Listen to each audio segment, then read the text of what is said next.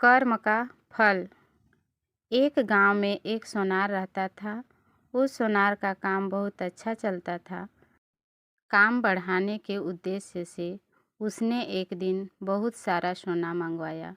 इस बात का पता जब गांव में रात को पहरा देने वाले पहरेदार को पता चला तो उसके मन में लालच आ गया।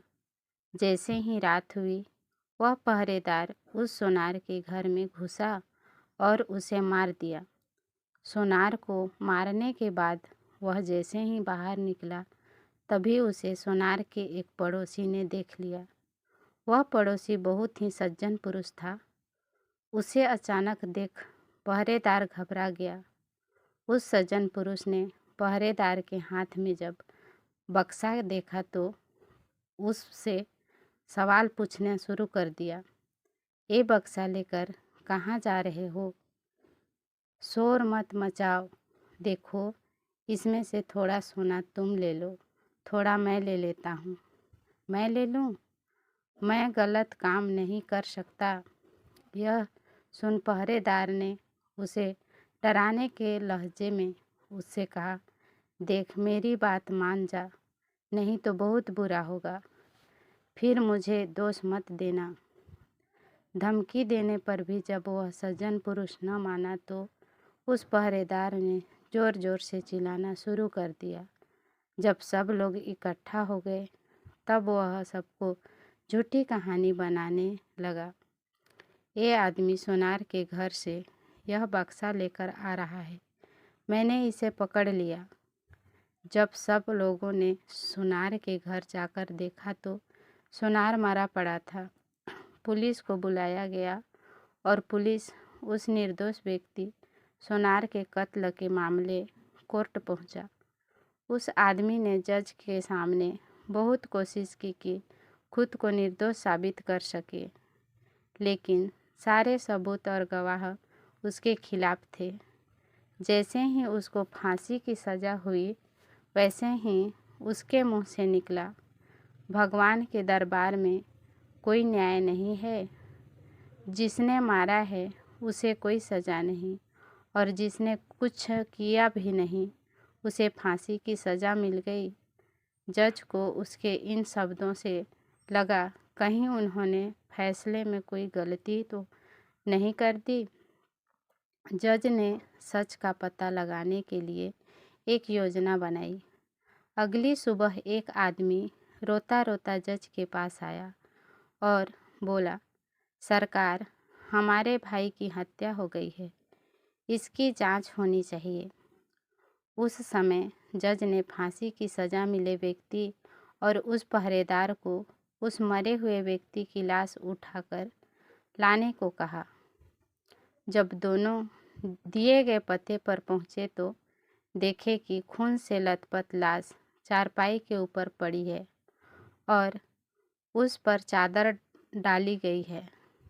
दोनों ने उस चारपाई को उठाया और चलने लगे।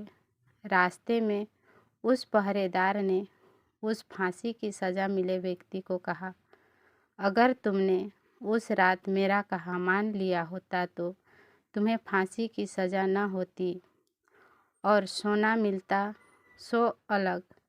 इस पर उस व्यक्ति ने जवाब दिया, मैंने तो सच का साथ दिया था, फिर भी मुझे फांसी हो गई। भगवान ने न्याय नहीं दिलाया मुझे। चलते चलते जब दोनों जज के सामने पहुँचे तो चारपाई पर पड़ी हुई लाश एकदम उठ गई। असल में वह लाश नहीं थी, बल्कि जज द्वारा सच का पता लगाने के लिए लिया गया एक सिपाही था। उस सिपाही ने उठकर सारी सच्चाई जज को बता दी। जज सच्चाई सुनकर बहुत हैरान हुए। पहरेदार को कैद कर लिया गया।